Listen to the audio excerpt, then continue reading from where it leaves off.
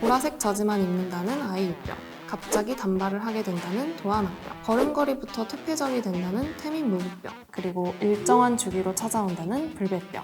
그중 있더라 오늘의 이야기, 사야 낫는다는 그것, 써봐야 안다는 그 폰, 블랙베리입니다.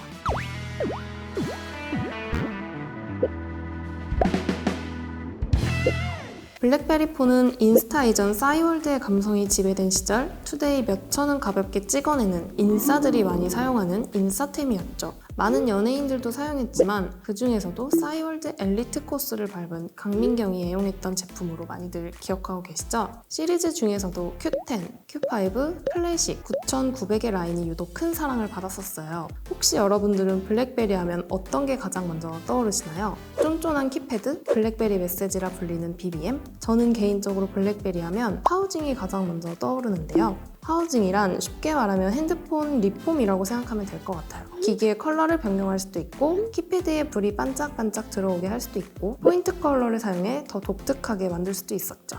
맵시에 살고 맵시에 죽는 일명 맵생 맵사를 살아가는 젊은 세대들에게 특히 큰 인기를 끌기도 했어요.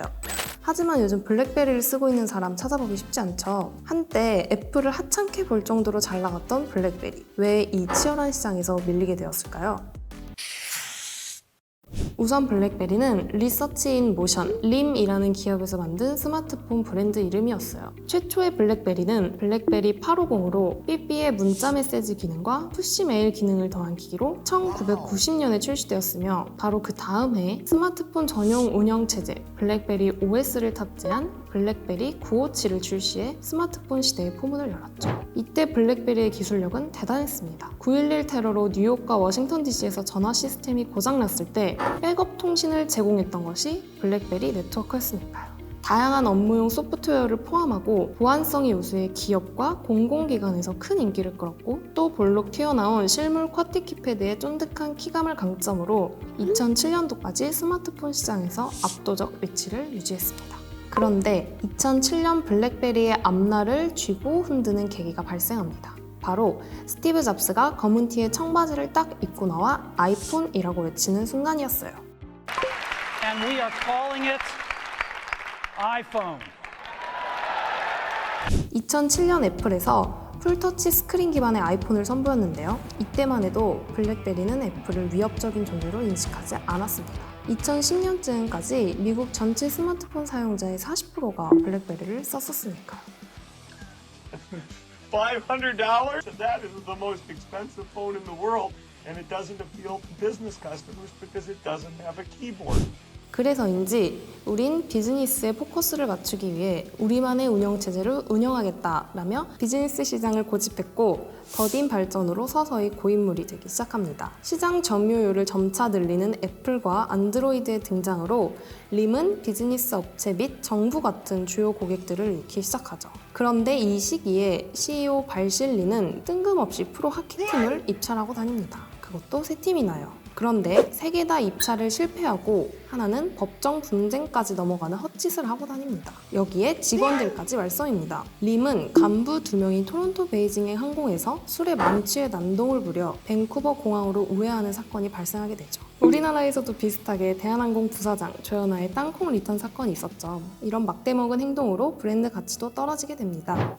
한국에 블랙베리가 처음 들어왔던 시기는 2006년쯤이었는데요. 당시 사용하는 통신망이 달라 요금제가 꽤 비쌌어요. 그 후 2009년 SK텔레콤에서 독점으로 출시를 했지만 남들 다 쓰는 카카오톡도 잘 안 되고 은행 어플 당연히 안 됐고요. SNS나 유튜브도 당연히 힘든 상황이었던 거죠. 단순히 디자인 때문에 쓴다고 하기에는 너무 불편해져 버린 블랙베리. 아이폰이나 안드로이드 폰으로 넘어갈 수밖에 없는 당연한 상황이었습니다.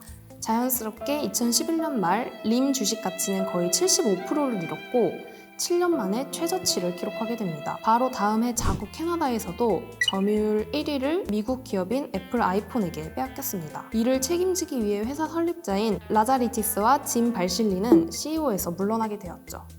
흔들리는 회사 속에서 당연히 제품의 경쟁력 또한 떨어지겠죠. 블랙베리만의 특징이었던 실물 키보드를 뺐다 넣었다 이랬다 저랬다 그렇게 자체 OS를 강조하더니 결국 2015년엔 안드로이드 OS를 탑재했지만 거의 대부분 말아먹었습니다. 2014년 CEO로 취임한 존 첸의 와이프도 삼성폰을 남편 몰래 쓴다니 말 다 했죠. 그래서인지 2016년도 블랙베리는 하드웨어 개발을 중단하겠다고 선언했고 2020년 8월 모든 블랙베리 휴대폰은 공식적으로 단종되게 되었습니다. 하지만 요즘 지나가는 사람 중 10명 중 9명이 에어팟을 끼니 줄이어폰이 갑자기 힙해 보이고 평평한 스마트폰만 쓰다 보니 접는 스마트폰이 귀여워 보이고 블랙베리를 쓰는 사람이 없다 보니 블랙베리가 꽤 힙해 보여요. 그걸 블랙베리도 아는 걸까요? 미국 모바일 보안 전문 기업 오너드 모빌리티는 내년 초 블랙베리 브랜드로 무려 5G 스마트폰을 선보일 계획이라고 밝혔어요. 엥? 이제 와서 5G? 할 수도 있겠지만 이해해 줍시다. 블랙베리잖아요. 아무튼 출시 예정이라는 그 블랙베리는 바로 키3입니다. 18년도에 출시된 키2 이후 처음 출시되는 스마트폰인데요. 과연 블랙베리가 갤럭시 아이폰과 경쟁할 수 있을까요? 하지만 한 가지 기대를 걸어보는 건 각종 중국 어플을 통한 말도 많고 탈도 많은 핸드폰 보안 문제들이 있었잖아요. 그런 점들을 방지하기 위해 블랙베리는 키보드 보안을 강화하겠다라고 밝혔어요. 좌로 구르고 우로 굴러도 약간 늦은 감이 없지 않아 있긴 하지만 아직까지도 블랙베리병에서 벗어나지 못하는 분들을 위해 오늘 준비한 내용은 예쁜 쓰레기 대표주자 블랙베리였습니다. 여러분들이 알고 있는 블랙베리의 또 다른 정보가 있다면 댓글로 알려주세요. 그럼 다음 시간에 또 만나요. 안녕!